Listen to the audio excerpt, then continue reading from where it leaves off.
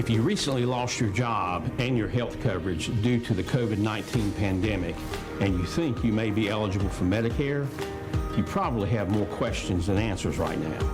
Statewide Insurers Group, All Things Medicare, can help you with that. We can provide the guidance and the answers that you need to get the benefits you may be eligible for. Don't let this time of uncertainty jeopardize your eligibility for your Medicare benefits. Remember, relationships matter. Call Statewide Insurers Group today for the answers that you need now. 316-8166.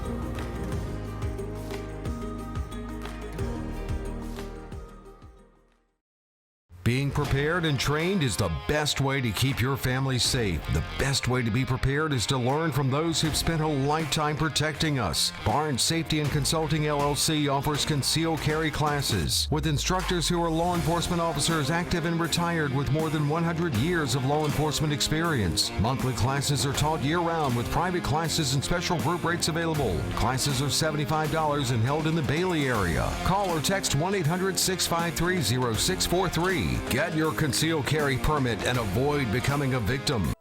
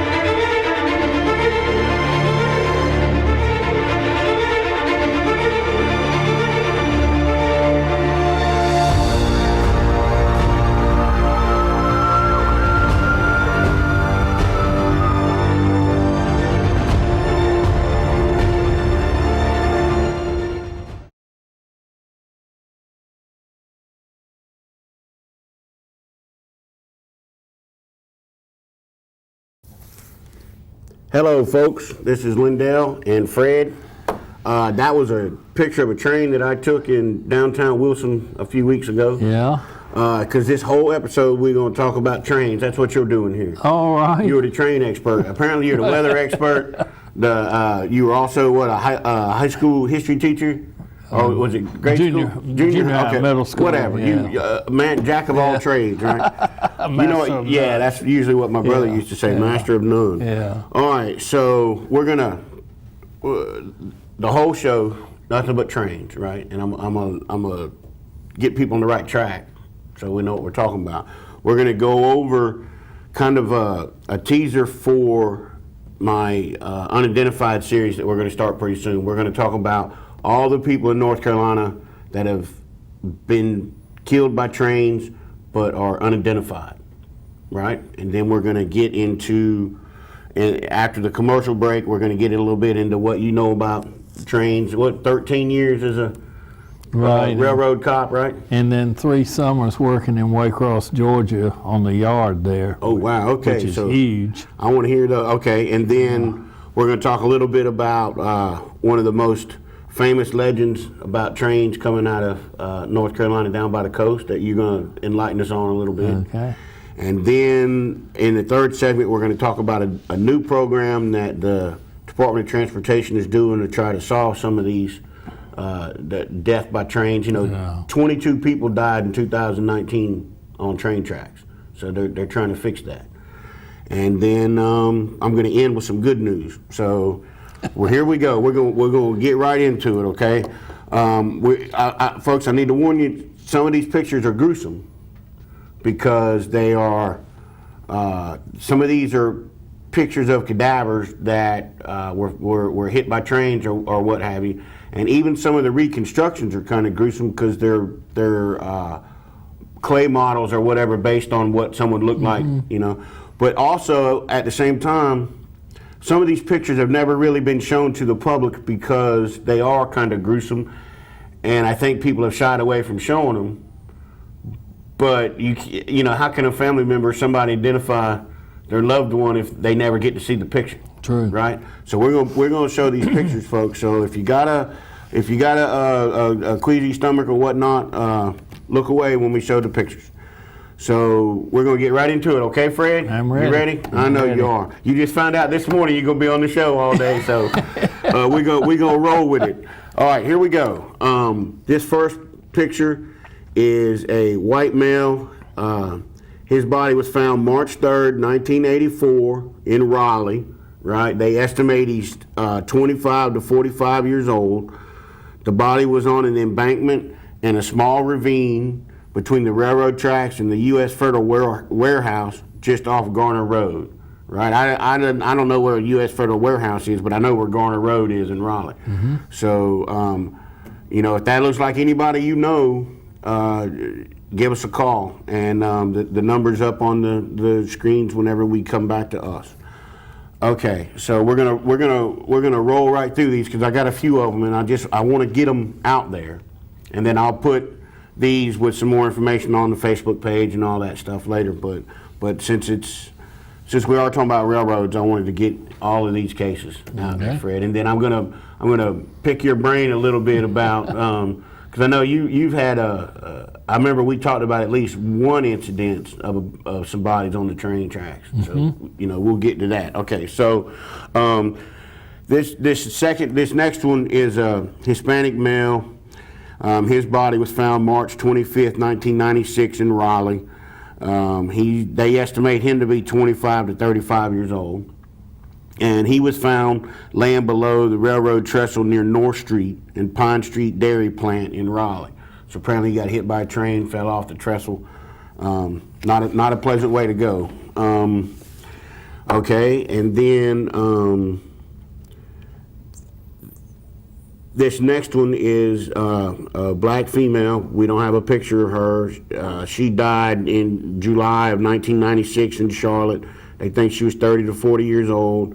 Her skeletal remains were discovered on next to the railroad tracks at West 2nd Street and Graham Street. I have no idea where that's at. I've been to Charlotte 3 times in my life. No idea. Yeah. But hopefully, you know, like I said, these unidentified cases that I'm working on, we're going to go statewide with these because it's something that folks really aren't putting a lot of attention on. Right. I think. So, you know.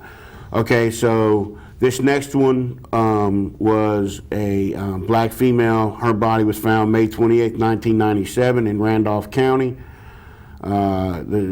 They think she was 30 to 49 years old. The skull was found in the creek bed off some railroad tracks in the area South Road. I have written about this lady before.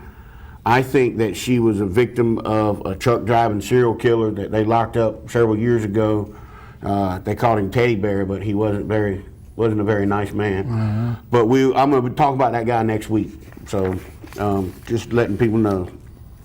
Okay, and then the next one is a black female. I have no picture of her either. Her body was found June 8th, 2002 in Goldsboro. 35 to 45 years old. She was found in a wooded area just down an embankment from the railroad track, so they think she got hit by the train again, and then it was a while before they found her. And then the last one is a Hispanic male. His body was found April 5th, 2004 in Dunn, which is in Harnett County, where my mother was born, in a tobacco field in Harnett County. He was 20 to 40 years old, and he stepped in front of an oncoming train. That gentleman will be the first entry into my unidentified series once this starts in a couple weeks, because I've talked to the local police about him, and you know, I've got some new information that's never been released before on that guy. Okay, so I wanted to get those folks. That's kind of a taste of what we're going to be doing in the last segment of the show every week once we start. And there's 127 bodies in North Carolina that have been found. Those were along the railroad tracks. We've got some that were found along the river. We got some that were found in rivers. We got some that were found at the beaches. We got some that were found along the road. You know, we got some that walked right into traffic and were killed immediately. And we have some that died in car wrecks that no one knows who they are. And we've got a lot of homicides. So we're going to talk about all those, right? So, Fred, we're going to get into you, because some people probably didn't see the show last time, and they may not know your history. We're going to talk about you in the next segment. But tell me, 13 years as a railroad cop, tell me about bodies along the train tracks. Well, I think the first one I ever got involved in, they called me, and it seemed like it always happened around 2 or 3 in the morning. Called me, and there was a man missing off an Amtrak train. And the train was southbound it had stopped in Rocky Mount, and the guy he was intoxicated and had tried to get off. Well, his ticket was somewhere down in Georgia, I believe. Well, they noticed after leaving Wilson that he was gone. And so they called me, and I went down there, and on the way down, a northbound train reported they had seen something that looked like something on the track, but they were running 80 miles an hour. They couldn't tell what it was. Right. So I went down there, and I mean, it was one of those nights out of Edgar Allan Poe. The wind was blowing dark as Egypt, no moon, And so I'm walking down the track and with my flashlight, and I start seeing pieces of brain matter on the cross tie. Uh-oh. And so, sure enough, right over to the side, there he was, and busted his head open, of course. And So he tried to leave the train while it was rolling? he was going to swing down, I guess. No, you just made me think of something I ain't thought about in years. When I was in the Navy, I was stationed in Philadelphia at one point at the Naval Yards up there. And me and my buddy got drunk. And don't do that, kids. And we tried to get on a moving train because we were going to catch a train and see where it took us to. I was 20 years old, so 21 because that's the drinking age. And I grabbed the train, the back of this freight train, and he couldn't make it. So it was like I was going to be in Idaho by myself. So I decided to get off the train. And I thought I could lower myself down and kind of match the speed of the train. You know what I mean? Run and then let go. I don't know what I was thinking. Anyway, I ended up in the hospital. And instead of spending my weekend in wherever the train was going to take me, I spent the weekend in a hospital bed. So it's not a good idea, people, to get on and off trains that are moving. I'm lucky I didn't end up. I mean, I hurt my back for years. I'm lucky I didn't end up dead. There's a special way you do it. I won't go into. Yeah, please. I won't go into how it's done. Tell people how to jump off trains, Fred. But I learned all that as soon as I got out of college. I went to work for the railroad. In fact, when my group walked at the graduation, I was sitting in the cab of a locomotive in South Florida. Nice. And moving on, I like that. You know what, folks? I've graduated from 5 things. I've never been to one of them. Yeah. I ain't got time for pomp and let's get out there and start making that money. That's right. Yeah. So learn how to the train and all that, and studying the fireman's job and all that. But anyway, you didn't put coal into you ain't that old, are you? No, we were in diesel. I mean, I was a fireman in the Navy, and sometimes with the boiler, we put the gas in the boiler. So yeah, we were strictly diesel, and but it was a good learning experience. And then in the summers while I was in college, I had worked on the railroad in Waycross, Georgia. Now you talk about a yard. You can put South Rocky Mountain, that yard there, into Rice Yard, which is the name of the one in Waycross, and you won't be able to find it. I mean, It's just swallowed up. Wow, that's not what I thought you was going to say it'd be twice as big, but it's that big, huh? Yeah, where at in Georgia? In Waycross. Is that all I know? Southeast Georgia, Savannah, and Atlanta. It's 75 miles northwest of Jacksonville, Florida. Okay. Yeah. And started off there as a messenger, and then worked on what was called the Bull Gang, and that was the best part. Oh, I worked with these guys, and we go out and clean box cars and all that, and had a nice room at the YMCA in downtown Waycross, right by the railroad, where I could watch the trains out the window. And go over and eat at the boarding house. The meals were $1. Wow. $1. Now, did you anticipate? Were you anticipating being a railroad cop? Is that why you did that? No, or you just did no. that? You were doing that, and then you found out about the railroad police? Or I what? had heard about them, but I never wanted to be one. You know, I was having a good time out there on the Bull Gang, and I don't think we ever saw a railroad police officer out there. They were probably too busy elsewhere. But like when I was in the Navy, NCIS, when you saw NCIS, by the time you saw NCIS, you were already in trouble. It was too late then. Yeah. So, but I would go to work Monday morning, 7 o'clock, and they'd come out on the porch and say, "All right, who wants to double?" And I'd raise my hand. We'd work to midnight. Back at 7 the next morning, do the same thing that day, and then Wednesday, you'd work 7 to 3, and you were through. I had my 40 hours. And I was off Wednesday afternoon to the next Monday morning. Yeah, I've done that on security jobs before. Worked the whole weekend and be. All right, we got to go to commercial. When we get back, we're going to get into some more Fred stories. I like the brain on the tracks story. And then we're going to talk about probably one of the most famous legend about railroads that spread from North Carolina all over the country. So we'll talk about that when we get back. Thank you, folks.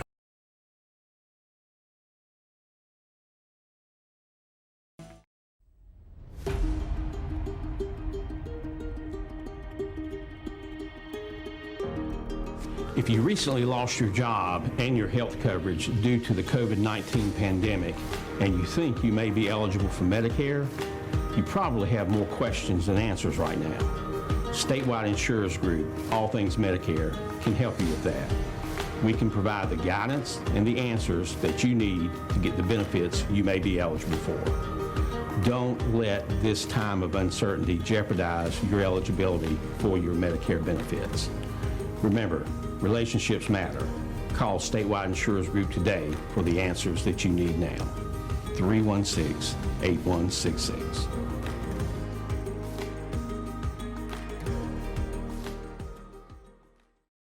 Being prepared and trained is the best way to keep your family safe. The best way to be prepared is to learn from those who've spent a lifetime protecting us. Barnes Safety and Consulting LLC offers concealed carry classes with instructors who are law enforcement officers active and retired with more than 100 years of law enforcement experience. Monthly classes are taught year-round with private classes and special group rates available. Classes are $75 and held in the Bailey area. Call or text 1-800-653-0643. Get your concealed carry permit and avoid becoming a victim.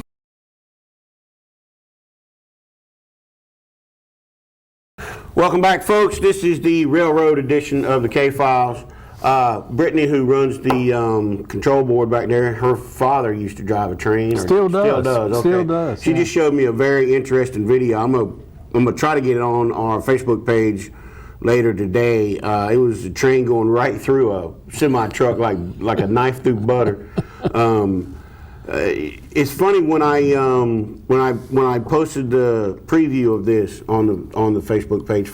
Go on to Facebook and look up K-Files and you'll find me. When I first started last year with this Facebook page, some old lady that had recipes was the first thing that you saw when you Googled K-Files in Facebook. But now I've surpassed the lady with her recipes. No more recipes. That's right. But I had a couple people that were like, I love trains or whatever. They were excited about seeing this. I mean, I love trains too. When I was a kid, I grew up in Sanford, and they had an old train there at the park that you could play on. I mean, it was an actual old coal-burning train that they welded everything together and made it safe. I spent many days on that train. So we're going to do two things in this segment. One is I want you to tell me your most interesting train story that you got, right? Especially that one that you said you couldn't tell on the air. That's the one I want to hear. And then we're gonna talk a little bit about the Mako lights, because when you can't really talk about North Carolina and railroads without talking about that story. So you're gonna tell us about it, and then I got a little bit that folks, I got a secret weapon.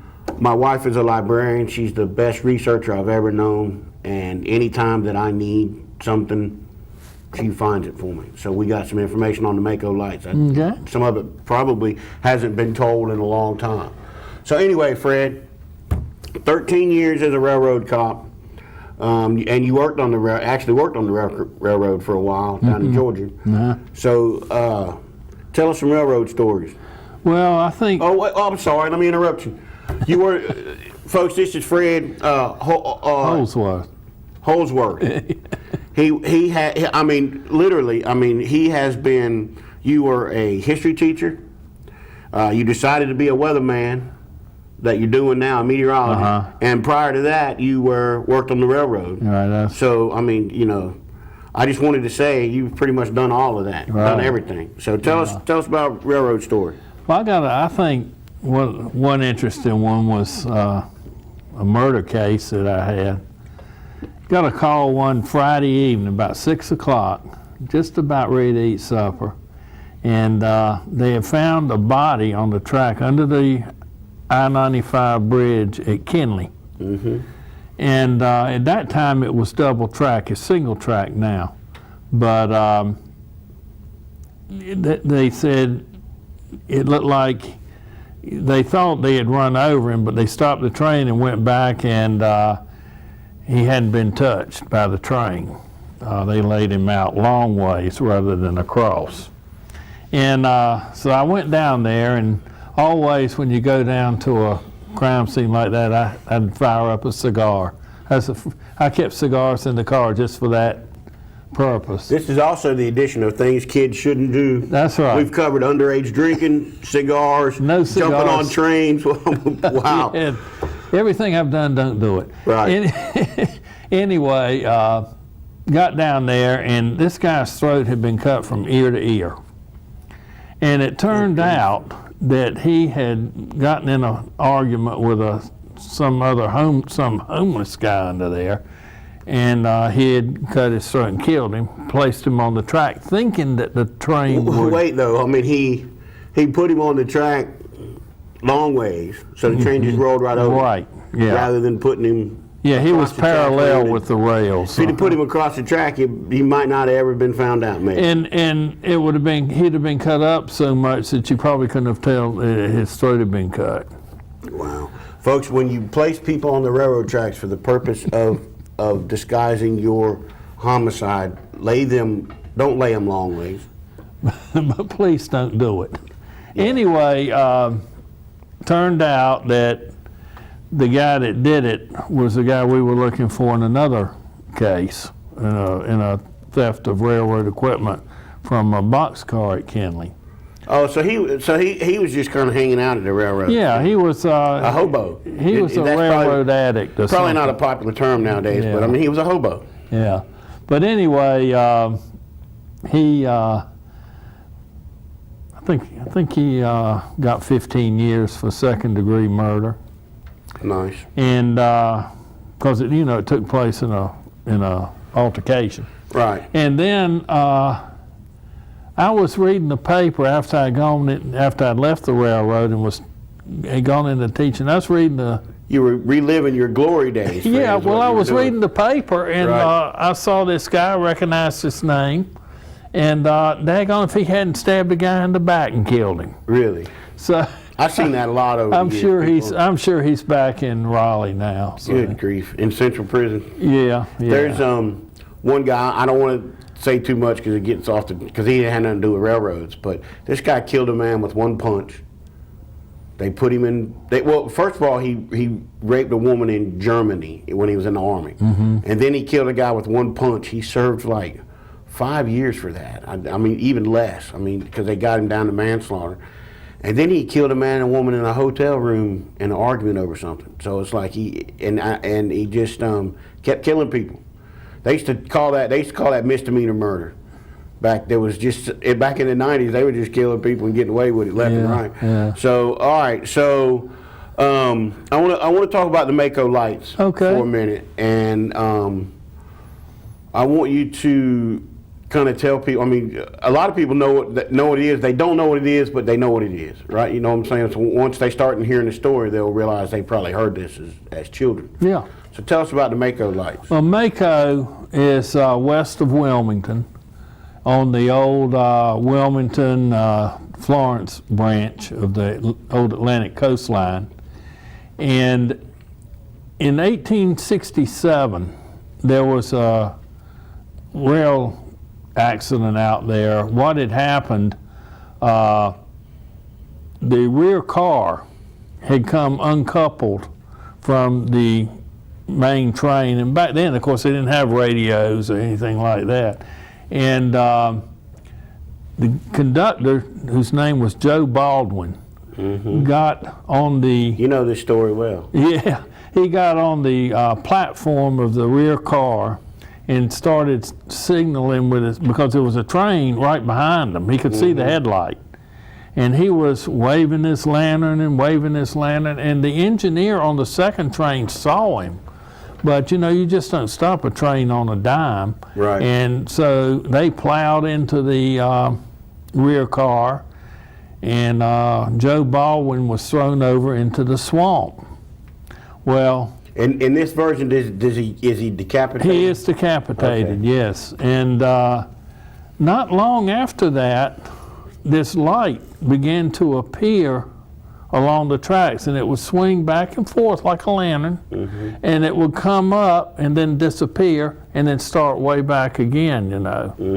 And it seemed like the best nights to view it were on a warm, dewy night, you know, a lot of moisture. And President Cleveland came along that stretch of railroad going to Wilmington, and they had stopped the train, and he saw one of the trainmen with 2 lanterns. And he said, well, why is this guy carrying 2 lanterns? And he said, well, it's to differentiate from the Mako light. Right. So he got to see the Mako light. And they A lot of people saw it over the years. yeah, and they also had a machine gun detachment from Fort Bragg camp there, and they, you know, trying to shoot up the light, and sometimes it would arc and fall over in the swamp and then reappear, you know, so they didn't do anything. And there's been all kinds of theories, whether it was swamp gas or some people even say, oh, it must have been an automobile. Well, and I don't think so, because they didn't have automobiles when it first started appearing. They had a big earthquake in Charleston in 1886, and for a while 2 lights appeared, and then it went back to 1. Now today, don't go looking for it, because those tracks have been taken up and the light has disappeared. That was in the 70s, right? Right. Okay, so I asked my wife last week, I said, hey, I need to talk about the Mako lights on TV. And, you know, you can go to Google, you know, or whatever, but she does what I call real research, right? And she found me this book right here, long since out of publication, right? This is the Outer Banks Mysteries and Seaside Stories, Charles Weedby. And there's, Brittany, show them that picture from the book. This is the artist rendering of what it's kind of creepy. It reminded me, remember you said earlier about Edgar Allan Poe and all that, walking the tracks? Yeah. I guess that's the lantern getting thrown across the tracks or whatever. Okay, so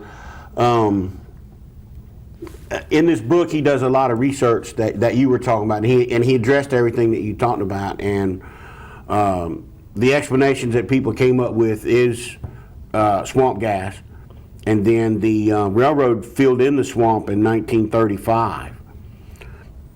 So, I mean, that swamp gas explanation goes away after 35 because there was no swamp left for the swamp gas, right?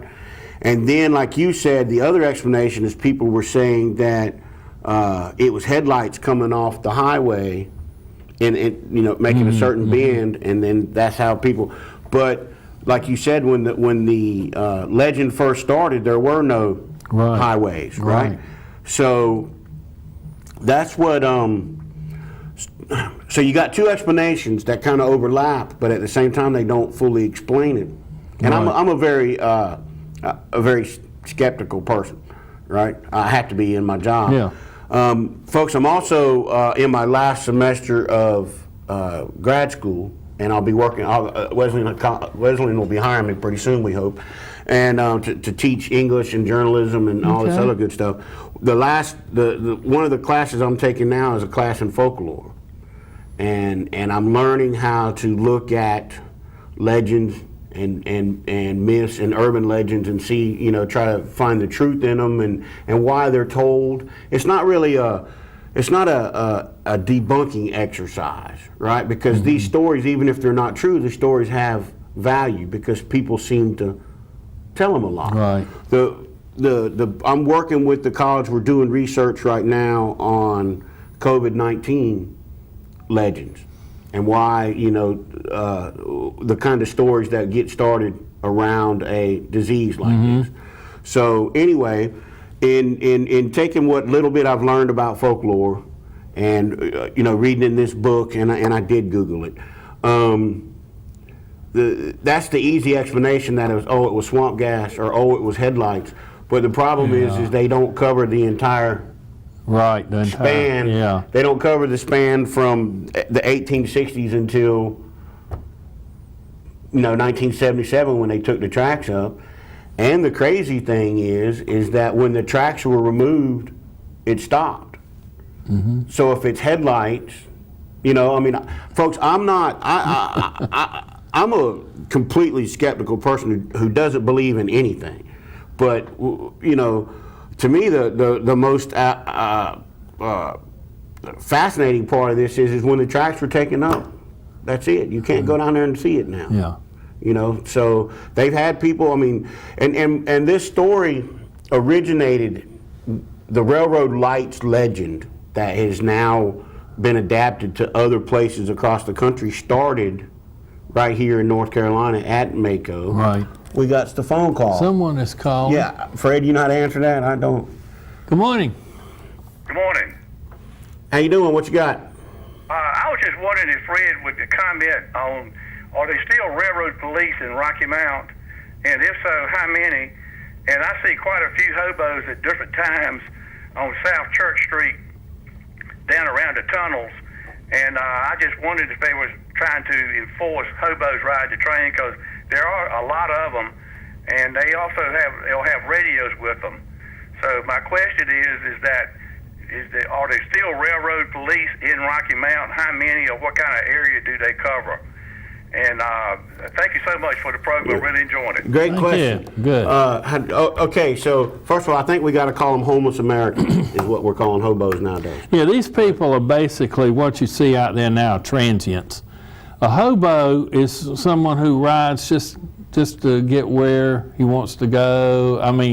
Get where the train takes him. He's got no destination. So I was a hobo that night. I fell off the train and broke my back. You were. Okay. And the transient is someone who's trying to get from point A to point B. That's what you see out there now.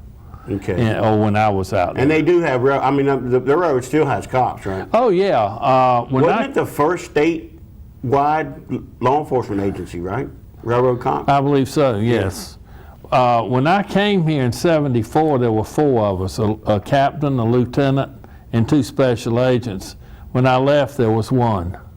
And I think there's 1 left here now. I haven't been down there in a long time, but we covered from Rocky Mount to the Virginia line to Plymouth down to Smithfield and everywhere in between those. We had a lot of territory. That's a large area. Now we were commissioned police officers. We carried firearms. We had powers of arrest statewide. Like So the you- SBI. Right, so you're, and the agency predates the SBI. Oh, yeah. So if there was a murder on the tracks or a theft case on the tracks or whatever, you could go wherever that investigation led you, right? So I mean, you could go into town or you Yes. could go wherever you had to. But we always had a good rapport with the city police there or the sheriff's department, where we'd always get with them because we figured they wanted to know what was going on Right. in their town too. So, we would do it. So to answer the gentleman's question, I believe there's probably one still here. And One railroad cop. one. And Wow. he's got that territory. And I don't know how they do the territory now. It's been a long time since I was there, but It's nice that he asked about people on the tracks or whatever, because after the commercial we're going to talk about the DOT's got a new program. They did a 4-year study to try to prevent people on the tracks, and so that's what we're going to talk about that when we come back, folks. A few commercials and we'll be back.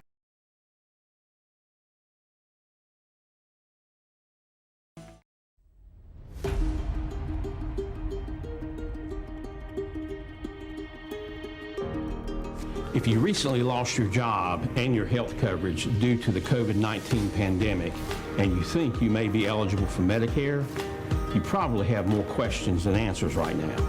Statewide Insurers Group, All Things Medicare, can help you with that. We can provide the guidance and the answers that you need to get the benefits you may be eligible for.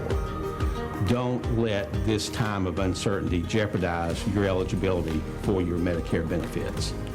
Remember, relationships matter. Call Statewide Insurers Group today for the answers that you need now. 316-8166.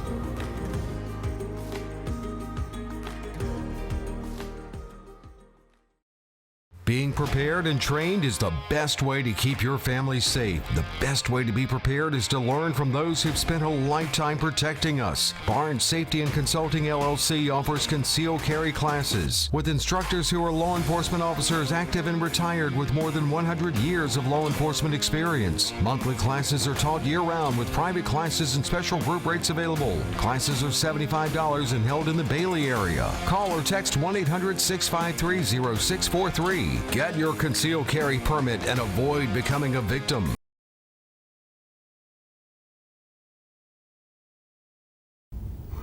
Welcome back, folks. Fred, you were already here. That's weird that you do the weather right from the. yeah. Wow. Okay. Yeah. All right. So, due to the advances in technology that are far beyond me, Brittany has found that video, and you don't have to wait to see it. We're going to show it right here. This is her father driving the train up in Virginia in 2018. Take a look at this, folks.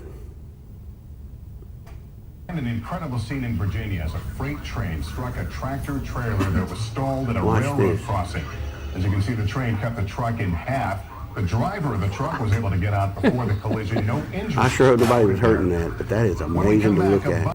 Yeah, that's something you don't want to see. Yeah, thank you, Brittany. That was video on the railroad show. I mean, we've pulled out all the stops on this one. Is that a railroad term? Pulled out all the stops? I don't know. I've been trying to throw those in there all day.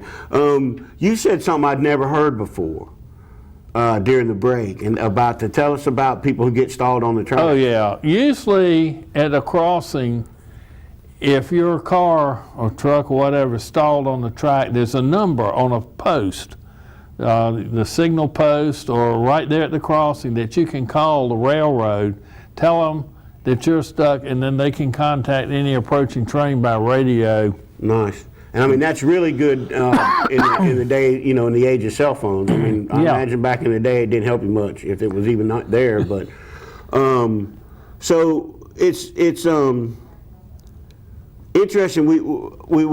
This came across my desk last week, and I mean, it couldn't have been more perfect timing for the show. Mm-hmm. And that is the Department of Transportation Railroad Division, right? Right. Is that what it's called? Railroad Division, Rail Division, whatever. They conducted a 4-year study, right? And what they did was they put infrared and thermal video, not even infrared, I guess, I'm stupid. They put thermal videos at some of the most heavily trespassed paths. Because I mean, one thing that a lot of people don't know is that when you're on the train tracks, who's that calling? Yeah, catch that. Good morning, General. How are you? First of all, good morning to you guys. You have a great co-host this morning. I don't know who he is, but I kind of like him. Of course, every time I hear Fred talk about trains, it reminds me how much Rocky Mount's intertwined with the train and the legends that go with trains and everything associated with them. I do have a concern that, one, you don't walk away with the thinking that when you finish your course, that legends and truth can be they can coexist, and you can walk away with the legend and say it's okay to have the legend too. Absolutely. Hope you don't get that far down that road. No, that's what I said about folklore and legends, is that they serve a purpose even if they're not true. So sometimes, yeah. I mean, I try not to I didn't debunk the Mako lights because I think they tell a story. General, you're right about that. Well, it's twofold. It's twofold. One is that it's sort of like faith.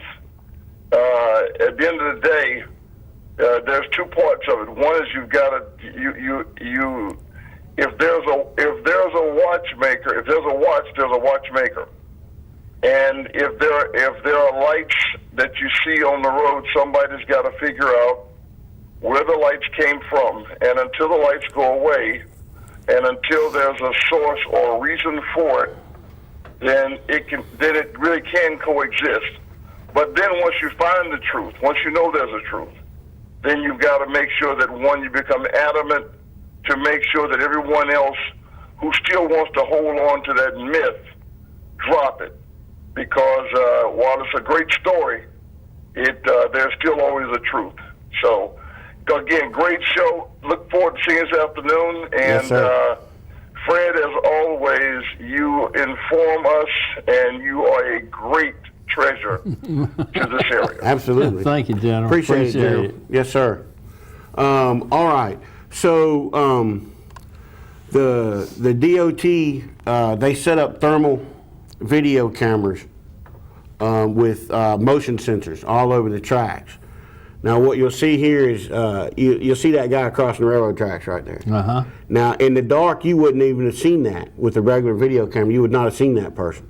I mean, they drew red lines around them so you can see where they're at, right? Mm-hmm. And so they did this for 4 years. And what the purpose of this is to identify the places where people cross railroad tracks the most, to identify the places where people go to commit suicide on railroad tracks the most, because that happens a lot. Yeah. And like I said, there were the most recent data shows that there were 22 people who got hit by trains in North Carolina in 2019. I mean, that's a lot of people. And we've got 6 or 7 people that have been killed over the years that we don't even know who they are, right? So I just thought it was fascinating that the DOT is doing something to figure this out. Yeah. And one of the places they put those cameras was Rocky Mount, because like the General said, I mean, Rocky Mount is a railroad town, right? So they put them in Raleigh and Greensboro and 8 other places around the state.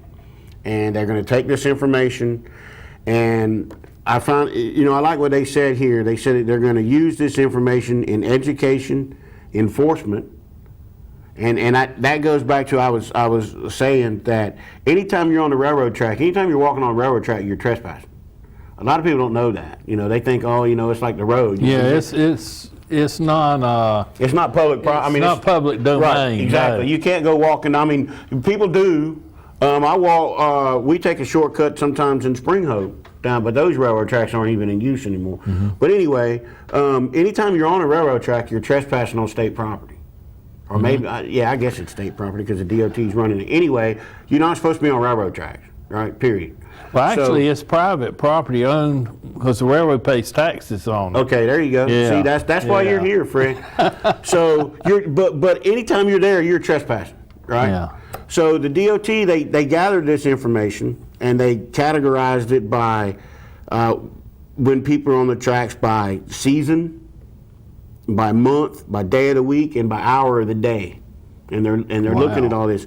And what they're going to do, education and enforcement. But then I think the probably the best thing is what they call engineering solutions, right? So to me, that's walls and fences or whatever it takes to keep people off the railroad tracks.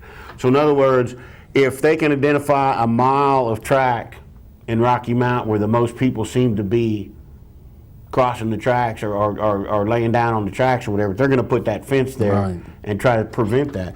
Man, we have had more calls. Get it? Good morning. Good morning. How you doing? Y'all, all right. Y'all know that certain cars, if you just let a little air out of the tires, will run right down a railroad track for the longest place. Have you tried that before? I haven't, but I used to know some guys that used to do it. Well, I wouldn't mind, but back then, a train, you knew exactly what the schedule was and everything. But I've heard guys talk about actually getting on the road and just sit back, put their hands behind the head and just ride the railroad tracks. Get to the next crossing and get off. I wouldn't advise it. I wouldn't do it. They've got, thank you so much, sir. Yes, sir. How do I do that, Fred? I'm glad you're here. I don't know nothing about. We've had more calls Technology, today than we had the whole show for the year now. People love the trains. I knew they would. So, yeah, folks, don't do this. Really Yeah, is. don't do that. This is the show of don't do this. So those pictures, I thought those pictures were great when I saw them because the without those red lines, you wouldn't even know wouldn't see that the was. guy. It looked like Yeah. the old Bigfoot footage. You wouldn't know what it was. Yeah. So that's a great idea, I think. And hopefully we can stop folks from getting killed on the railroad tracks. Because that's a. You think, 22 people ain't a lot of people, but I mean that is a lot of people to me. I mean one person's a lot of people, right? But I wanted to end the show on a good note. It's been a good show all around, but as part of the unidentified body project that I'm working on, right? I've been keeping track of these for almost 20 years, right?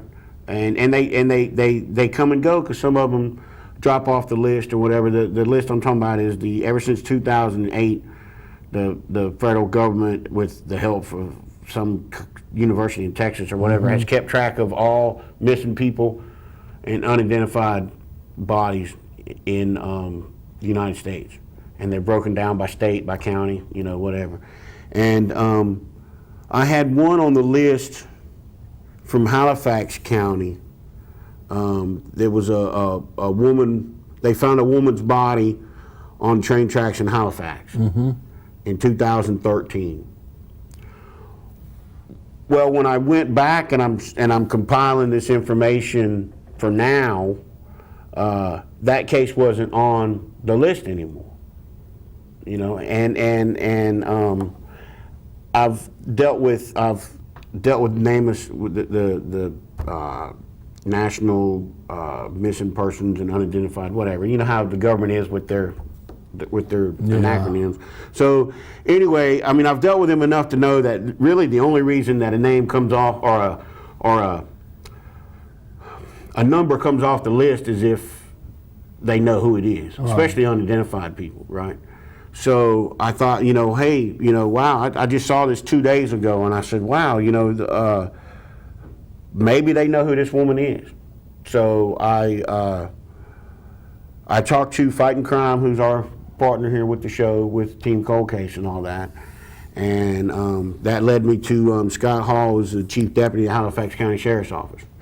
And he said that last year sometime, they finally identified this woman that was found on the railroad tracks in 2013. So, she's dead, so it's kind of a sad story. But the happy part of it is that she was a homeless woman from Richmond. Now, how she got down here, she may have rode the tracks down here. I don't Probably know. did. But she's a homeless person from Richmond, Virginia, and they were able to identify who she was, and they were able to notify the family. You know, I've had some missing people in my family, and that is the worst part of any of it, is not to know what's going on with it, period. So, I mean, the Halifax County Sheriff's Office was able to at least bring closure to this family, that they know, you know, what happened to their daughter, sister, maybe mother, right? Yeah. So, I mean, that's a little bit of good news, and that's what we're going to try to do with the Unidentified Project, is we're going to try to help people locate and find out what happened to their missing person by identifying some of these unidentified bodies. And folks, we're out of time. Brittany's opened the door. That means it's time to go. Thank y'all. Thank you, Fred, very much for providing This is probably the most fun I've had on the show. I don't know if it's right to have fun on a show about dead people, but I really do appreciate you being on, and we can do this again. Absolutely. Sure. Absolutely. We might fire Sandra and put you on here full time. So, folks, thanks for tuning in, and we'll be back next week.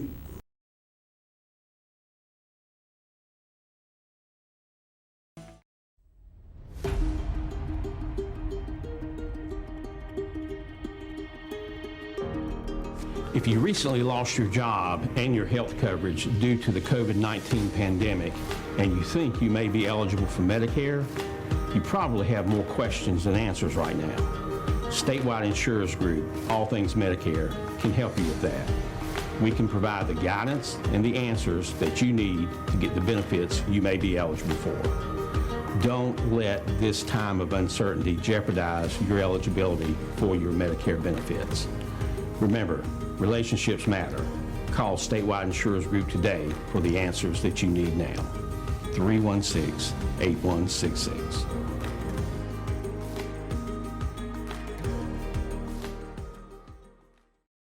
Being prepared and trained is the best way to keep your family safe. The best way to be prepared is to learn from those who've spent a lifetime protecting us. Barnes Safety and Consulting LLC offers concealed carry classes with instructors who are law enforcement officers active and retired with more than 100 years of law enforcement experience. Monthly classes are taught year-round with private classes and special group rates available. Classes are $75 and held in the Bailey area. Call or text 1-800-653-0643. Get your concealed carry permit and avoid becoming a victim.